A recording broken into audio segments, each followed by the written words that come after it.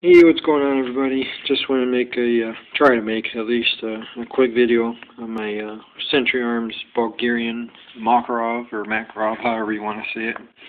Uh, I got this gun from J&G Cells. I had it for some time. I just never came around to making a video of it. I don't know how you guys are, but me, I gotta be in the mood to make a video. But anyways, when I bought it, it came with this little leather holster, military style, basically the original, I guess.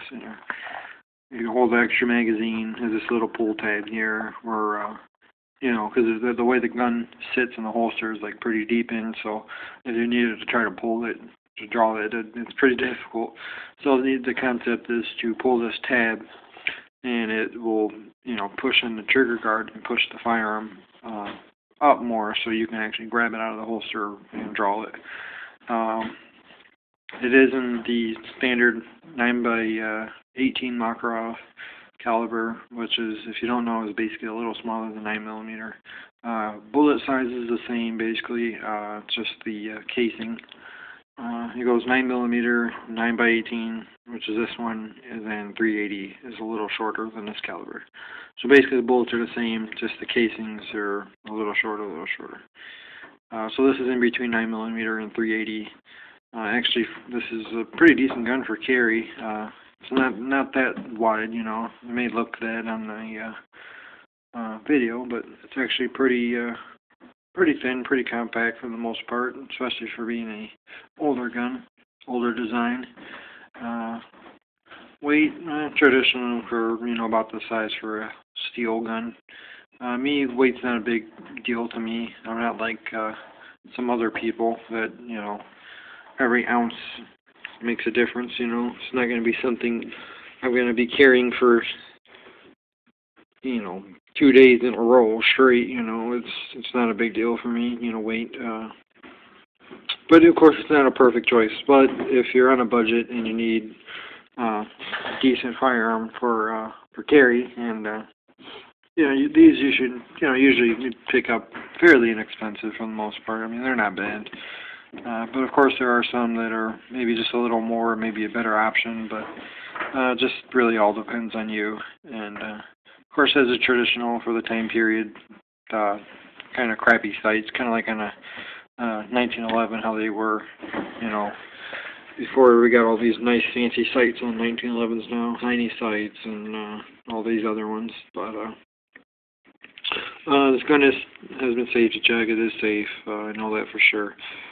Double action is pretty heavy and stiff, so I think it would be good for self-defense.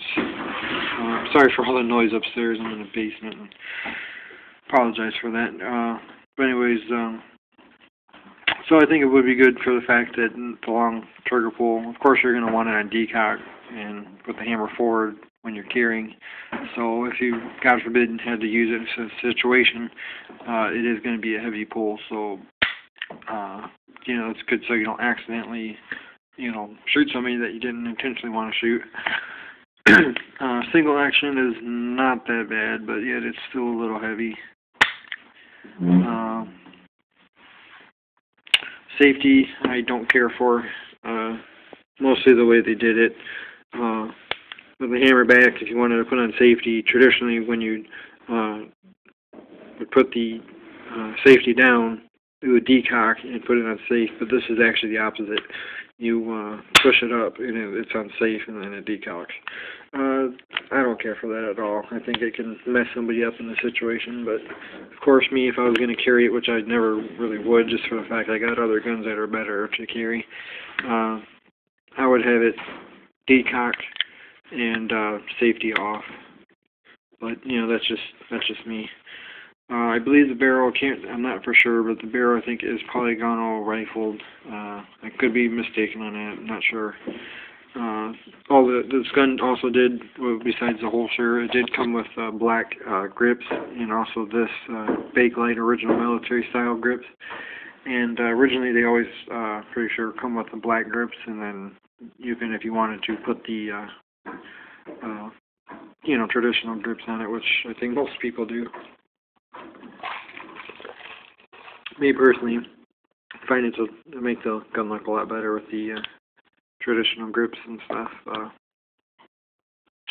Magazine release is right here on the butt. I'm not sure. I forget what's the what it's technically called, but I just call it the European style. You just push it back and the magazine releases. It does use a 8-round single stack magazine. Mine, however, I find not to really like to have it fully loaded. Usually, just I only load like 7. And I never had an issue. It does have a lanyard loop on the other side, on the left-hand side, if you, desired to do so. That's how you can remove the grip, is the screw in the back here.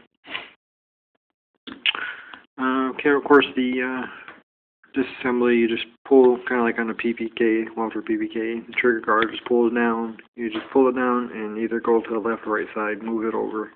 And then just, of course, safety check it first, take the magazine out, pull the slide all the way back, and then lift it up and then forward.